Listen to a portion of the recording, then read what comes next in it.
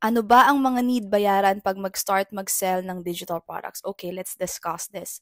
So, wala akong ibibigay sa'yo na specific amount or range, but I will tell you yung tatlong i-consider mo if you wanna start selling digital product.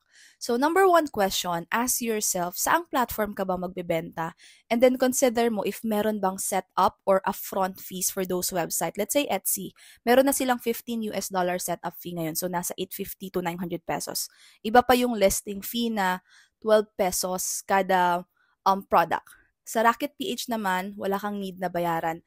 To start, free naman yon. And then sa Shopify or if you wanna have your own website, you need to subscribe. Parang ngayon, $25 a month sila. So figure that out first and research how much setup fee ang meron dun sa website na pagbebentahan mo. But if beginner ka pa lang, go with Rocket PH muna kasi free lang naman. Number two question, can you create your own product or bibili ka ng mga resellable products? If you can create your own, edi time mo lang yung need and siguro Canva subscription. Pero pwede ka naman makagawa ng digital product sa Canva using a free account. So no need for any puhunan. Now, ibang usapan naman kung bibili ka ng resellable products and depende na yun sa kung anong klaseng product yung bibilhin mo. Search mo na lang yun kasi iba-iba talaga yung price range ng mga PLR at MRR ngayon.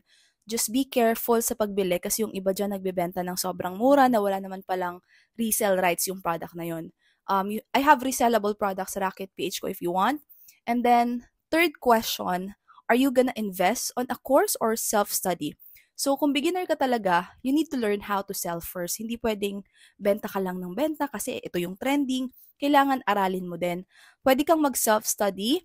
It will take time and medyo overwhelming kasi kailangan mong i-figure out ano ba dapat yung mga aralin.